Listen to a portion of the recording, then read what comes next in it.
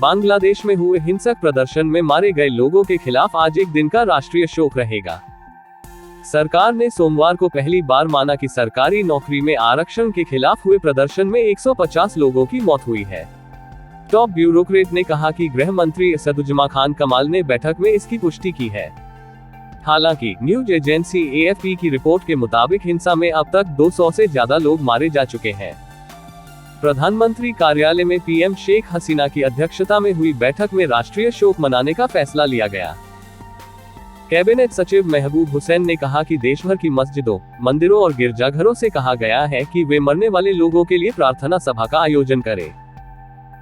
बांग्लादेश में हिंसक प्रदर्शन के बाद बांग्लादेश के सुप्रीम कोर्ट ने 21 जुलाई को सरकारी नौकरियों में 56% आरक्षण देने के ढाका हाईकोर्ट के फैसले को पलट दिया।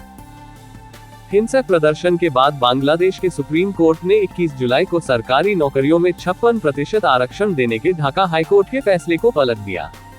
टॉप ब्यूरोक्रेट ने कहा कि गृह मंत्री असदुज्जमा खान कमाल ने बैठक में इसकी पुष्टि की है। हालांकि न्यूज एजेंसी AFP की रिपोर्ट के मुताबिक हिंसा में अब तक 200 से ज्यादा लोग मारे जा चुके हैं। प्रधानमंत्री कार्यालय में PM शेख हसीना की अध्यक्षता में हुई बैठक में राष्ट्रीय शोक मनाने का फैसला लिया गया। कैबिनेट सचिव महबूब हुसैन ने कहा कि देश भर की मस्जिदों, मंदिरों और गिरजाघरों से कहा गया है कि वे मरने वाले लोगों के लिए प्रार्थना सभा का आयोजन करें। रविवार को 11 दिन बाद इंटरनेट बहाल हुआ। बांग्लादेश में 11 दिन के बाद रविवार को मोबाइल इंटरनेट सेवाओं को बहाल कर दिया गया।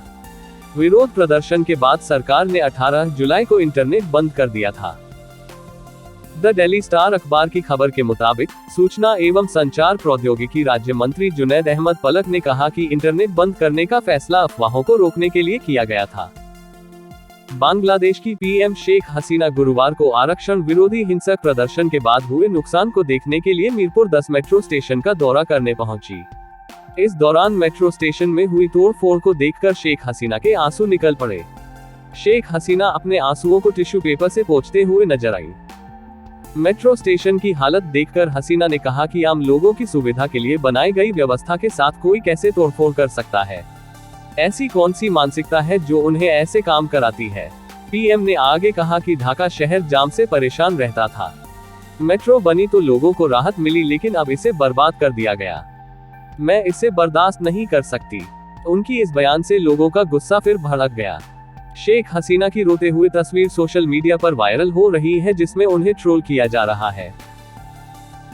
बांग्लादेश की सरकार ने 2018 में अलग अलग कैटेगरी को मिलने वाला 56% आरक्षण खत्म कर दिया था, लेकिन इस साल 5 जून को वहां के हाईकोर्ट ने सरकार के फैसले को पलटते हुए दोबारा आरक्षण लागू कर दिया था।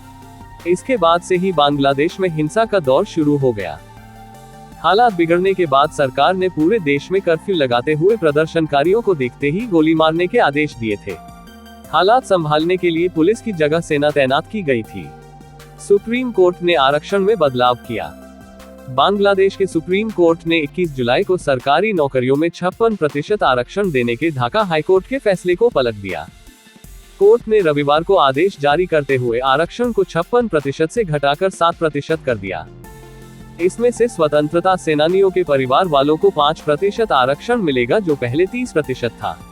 बाकी 2% में एथनिक माइनॉरिटी, ट्रांसजेंडर और दिव्यांग शामिल होंगे।